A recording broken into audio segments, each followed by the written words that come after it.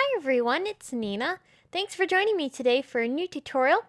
I'm really excited because I'm going to be featuring some new products from Simon Says Stamps' Lucky to Know You collection. This just got released and features a lot of beautiful spring and Easter themed products. I'm going to be using the Crocus Flowers die set, and I'm going to be doing some masking with dies to create this beautiful stencil design. So here's the Crocus Flowers die set. The set comes with two different crocus flowers. I'm going to be using one of them in this tutorial, and I did create a second card with the other.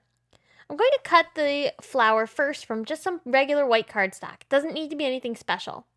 I'm going to run this through my die cut machine, and I'm going to try to leave all of the pieces of this die cut intact in the paper.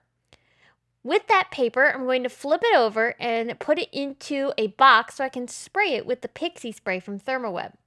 This is a light tack adhesive spray that is perfect for masking. It gives your stencil, or in this case my die, a tacky surface which will allow it to stick onto my cardstock while I do some stenciling. I'll carefully pick the flower out of the paper, and I'm going to leave all of the negative pieces of the flower intact because I want to make sure that there's a completely white area behind this flower. I'm putting this onto some Strathmore Bristol paper, making sure I press down onto the flower really well so it's adhered down onto the cardstock while I do my stenciling. The first thing I need to do is add a little bit of stenciling on the background. This is going to be super light because I'm going to add additional layers of inking on top in a minute. So I'm going to start off by putting a little bit of pink onto the top portion of this panel. After I've blended on some pink, I'll bring in a little bit of wild honey for a beautiful transition to the twisted citron I'm going to add to the bottom. This is going to create a really nice soft blend behind this flower. But we're not quite done yet. I need to take this stencil, which is the Stained Glass 1 stencil from Simon Says Stamp. It was previously released, and you could use whatever stencil you'd like behind this flower. I really liked the pattern of this, so I'm going to use this one today. Here's where I'm going to give a little bit more ink blending to this panel. Taking those same exact colors in the same exact manner that I just applied the ink for the background, I'm going back over top of the background with the stencil on top. This is going to create a tone-on-tone effect with the stencil design stenciled into the background, creating this really beautiful tone-on-tone effect. Next, I'll carefully lift off the crocus flower from my background, making sure to take this off gently so that I can save the flower for another project if I prefer. I'm going to save all the negative pieces too. I cut the crocus flower, that same flower, from some white glitter cardstock and colored it very simply with some Copic markers. Then I attached that crocus flower into the center of that masked off area that we created with the dies. I love the strawberry shortcake sequin mix from Simon Says Stamp, and I thought this paired really well with the colors that I've chosen here.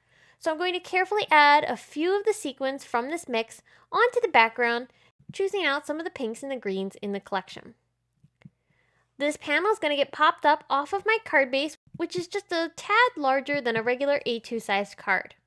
Using the new All Things Happy sentiment strips set, I'm going to cut this from the Sentiment Labels die set. This is an exclusive die from Simon Says Stamp and is perfectly sized to cut out all of the different sentiment strips that Simon Says Stamp carries.